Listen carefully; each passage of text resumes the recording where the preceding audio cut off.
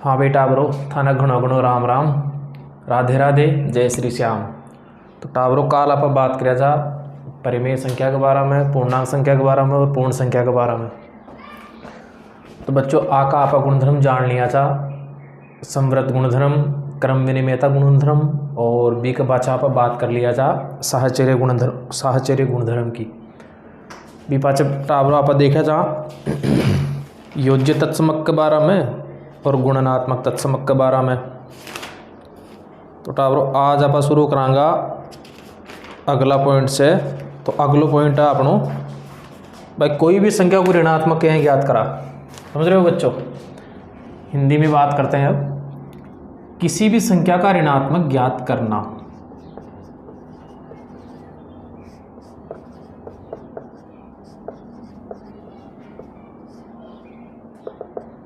बच्चों ऋणात्मक कैसे ज्ञात करते हैं किसी भी संख्या का ऋणात्मक कैसे ज्ञात करते हैं। हमारे पास कोई भी संख्या हो, पूर्ण संख्या हो, पूर्णांक संख्या हो, भाज्य हो, भले ही सम हो, भले ही विषम हो, भले ही अभाज्य संख्या हो, अगर हमें किसी भी संख्या का ऋणात्मक ज्ञात करना है तो हम इस प्रकार से ज्ञात करेंगे।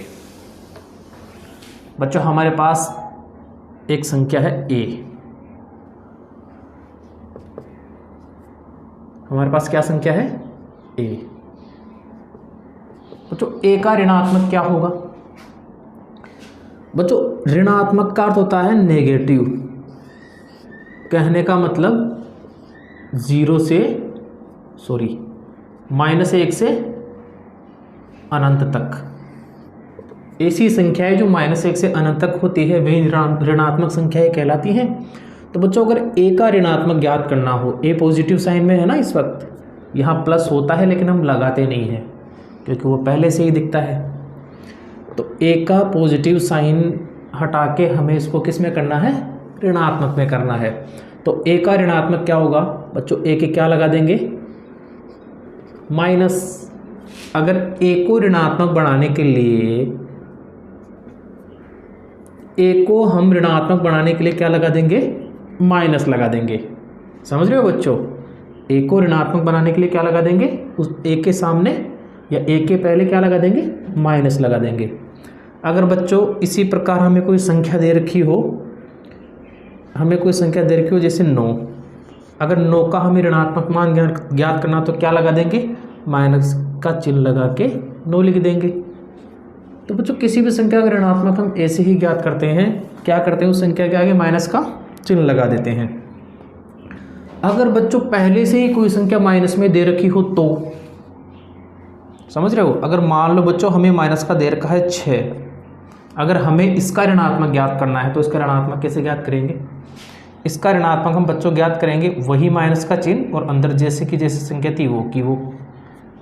बच्चों होगा यूं, ये जो माइनस का चिन्ह है ना बच्चों, ये अंदर वाले माइनस के चिन्ह से क्या हो जाएगा, कोष्टक की वजह से गुणा हो जाएगा। बच्चों कोष्टक का अर्थ होता है गुणा, समझ रहे हो। ये माइनस का चिन्ह अंदर वाले माइनस से गुणा हो जाएगा तो ये है प्लस का 6 बन जाएगा। तो बच्चों आप समझ गए होंगे कि अगर कोई संख्या धनात्मक में हो तो उसका ऋणात्मक बनाने के लिए उसके आगे माइनस का चिन्ह लगाते हैं। अगर पहले से ही ऋणात्मक में हो तो भी चिन्ह माइनस का लगाएंगे। फिर क्या होगा, दोनों माइनस माइनस के चिन्ह एक दूसरे से गुणा हो जाएंगे और वहाँ कौन सा साइन आ जाएगा, प्लस का, और क्या आ जाएगा, उत्तर। तो -6 का ऋणात्मक क्या होगा, +6। बच्चों ऋणात्मक ज्ञात करने का एक तरीका और है। ऋणात्मक ज्ञात करने के लिए बच्चों जैसे हम मान लेते हैं हमारे पास a है। अब a का ऋणात्मक क्या होगा, वो तो हो गई नियमों वाली बात कि a का ऋणात्मक माइनस का चिन्ह लगा देंगे और a बन जाएगा। अब हो गई बच्चों लॉजिकली बात, रीजनिंग वाली बात। अगर हमें a का मान 0 करना है ना, समझ रहे हो बच्चों, अगर हमें a का मान 0 करना है तो हमें इसमें क्या जोड़ना रहेगा, a में माइनस का a, तब जाके क्या मान आएगा, 0। तो ये धनात्मक में है और ये ऋणात्मक में है, हो गए ना दोनों एक दूसरे के विपरीत। तो ऋणात्मक कैसे बनाया, अगर हमें मान लो मान 0 करना है तो अपने आप ही हमारे पास क्या आ जाएगा, ऋणात्मक आ जाएगा। जैसे मान लो 6 का, जैसे मान लो -6 है, अगर मैं कहूँ कि -6 को ऋणात्मक करना है तो बच्चों हमें ऐसी संख्या जोड़नी या घटानी है इसमें से ताकि इसका मान 0 आ जाए। तो बच्चों इसके लिए हम क्या करेंगे, -6 में +6 जोड़ देंगे तो कितना आ जाएगा, 6 से 6 कट जाएगा और 0 आ जाएगा। 6 में से -6 गए ना, 0 बचा, सॉरी 0 बचा। इसी प्रकार बच्चों अगर हमें दे रखा हो जैसे b -b मान लो बच्चों, अगर हमें -b दे रखा हो और हमें पूछे कि -b का ऋणात्मक क्या होगा, तो बच्चों हम -b में ऐसी संख्या जोड़ेंगे या ऐसी संख्या घटाएंगे कि इसका मान 0 आ जाए। तो -b में बच्चों कौन सी संख्या जोड़ेंगे, प्लस का b जोड़ेंगे तो कितना आ जाएगा, 0।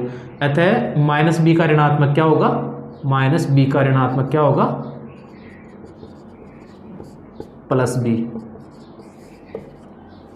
तो बच्चों ये दो तरीके हैं अपने पास, किसी भी प्रकार से हम उनका मान 0 करना रहता है जो हमें संख्याएं दे रखी है, इससे हमें पता लग जाएगा। बच्चों अगला पॉइंट है परिमेय संख्या का योज्य प्रतिलोम ज्ञात करना। परिमेय संख्याओं का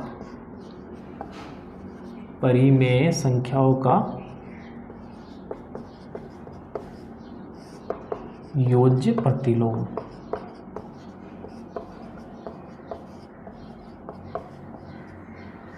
क्या है बच्चों, परिमेय संख्या का योज्य प्रतिलोम। बच्चों योज्य का अर्थ होता है योग के लायक, अर्थात जिसमें योग कर सकते हैं। और प्रतिलोम का बच्चों अर्थ होता है उल्टा। प्रतिलोम का अर्थ क्या होता है बच्चों, उल्टा या विपरीत। बच्चों परिमेय संख्याओं का योज्य प्रतिलोम कैसे ज्ञात करते हैं, पहले हम इसका अर्थ समझते हैं कि योज्य प्रतिलोम होता क्या है। योज्य का अर्थ होता है बच्चों योग के लायक और प्रतिलोम का अर्थ होता है बच्चों उल्टा या विपरीत। हमारे पास मान लो बच्चों एक संख्या है a/b, एक परिमेय संख्या है a/b।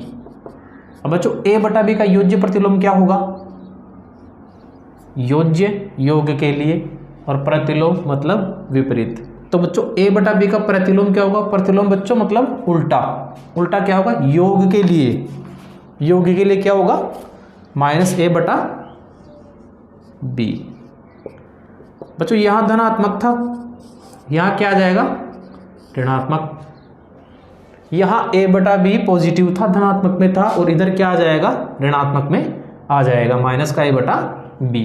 तो इसे ही हम योज्य प्रतिलोम कहते हैं। a/b का योज्य प्रतिलोम क्या है, -a/b।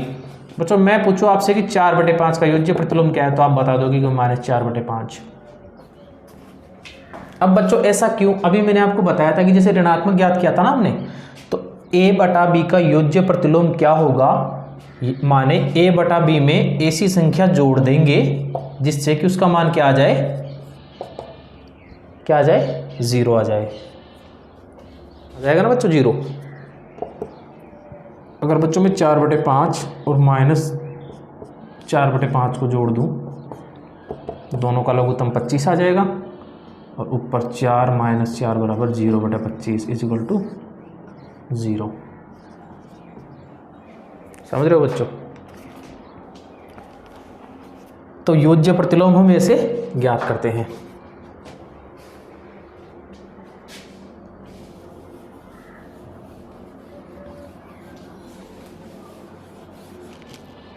अब बच्चों जैसे व्युत्क्रम ज्ञात करना है, क्या ज्ञात करना है, व्युत्क्रम ज्ञात करना है। बच्चों व्युत्क्रम का व्युत्क्रम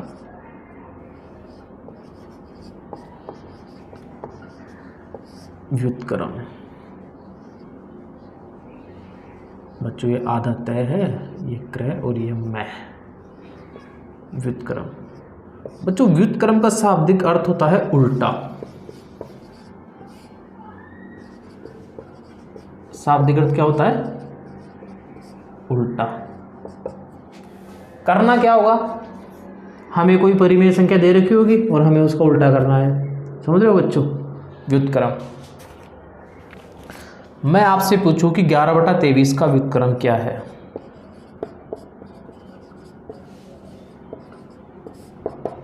तो बच्चों 11/23 का व्युत्क्रम क्या है, जो अंश में है, ये तो बच्चों अंश है, और नीचे वाले को हम हर कहते हैं। ऊपर वाला अंश और नीचे वाला हर। अगर परिमेय कोई संख्याएं हैं तो जो ऊपर वाली बटा, इसको बटा का चिन्ह बोलते हैं, बटा का चिन्ह। ऊपर वाली संख्या को बच्चों, बटा से ऊपर वाली संख्या को हम अंश कहते हैं और बटा से नीचे वाली संख्या को हम हर कहते हैं। तो अगर हमें कहे कि कोई परिमेय संख्या दी है आपको 11/23, आपको उसका व्युत्क्रम ज्ञात करना है। तो बच्चों व्युत्क्रम कैसे ज्ञात करेंगे? बच्चों व्युत्क्रम का शाब्दिक अर्थ क्या होता है? उल्टा। 11/23 का बच्चों व्युत्क्रम क्या होगा? 23/11। माने हर तो आ जाएगा अंश की जगह और अंश आ जाएगा हर की जगह। समझ रहे हो बच्चों? स्क्रीनशॉट ले लो आप।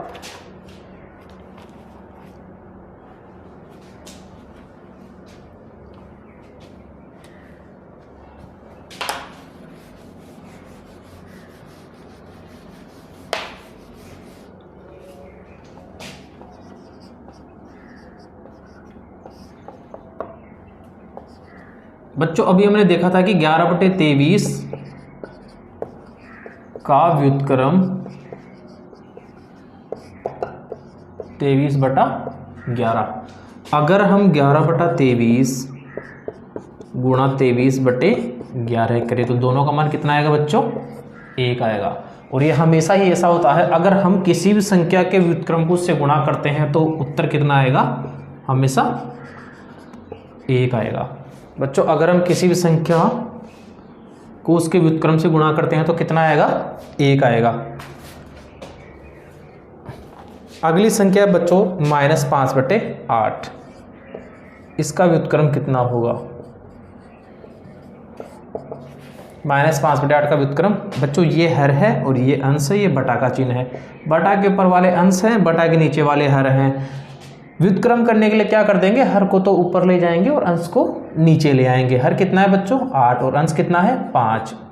माइनस का चिन्ह 5 के साथ में ऐसे के ऐसे।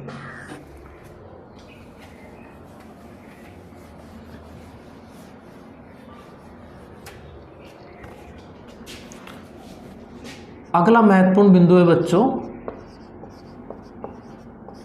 शून्य का व्युत्क्रम। शून्य का व्युत्क्रम।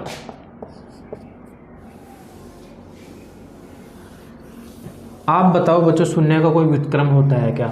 शून्य का विपरीत होता है क्या? शून्य का उल्टा होता है क्या?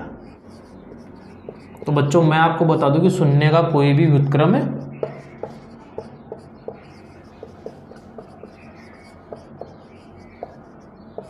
नहीं होता है। शून्य का कोई भी व्युत्क्रम नहीं होता है।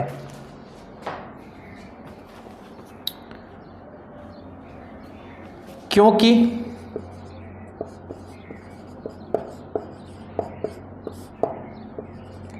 इस ब्रह्मांड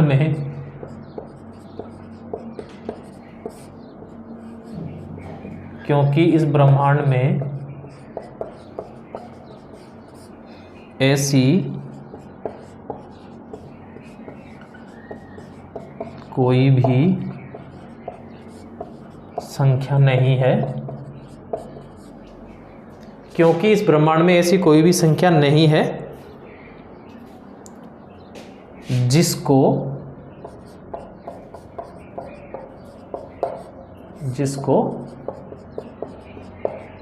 0 से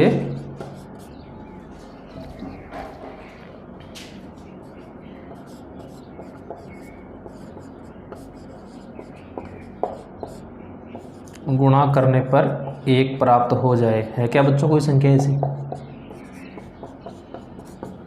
अगर आपके पास ऐसी कोई संख्या हो तो मुझे भी आप कमेंट करके बताना कि जिसको 0 से गुणा करने पर वह 1 ले आती है, 2 ले आती है या 3 ले आती है। मैंने तो बच्चों आज तक यही देखा है कि अगर हम किसी भी संख्या को 0 से गुणा कर देते हैं तो वो सारी संख्या का सत्यानाश करके उसका 0 कर देता है। आप कितनी बड़ी संख्या ले आओ, अगर हम उसे 0 से गुणा कर देंगे ना तो वो उन सभी संख्याओं को 0 ही बना देगा। टोटल वैल्यू 0, 0 बटा सन्नाटा।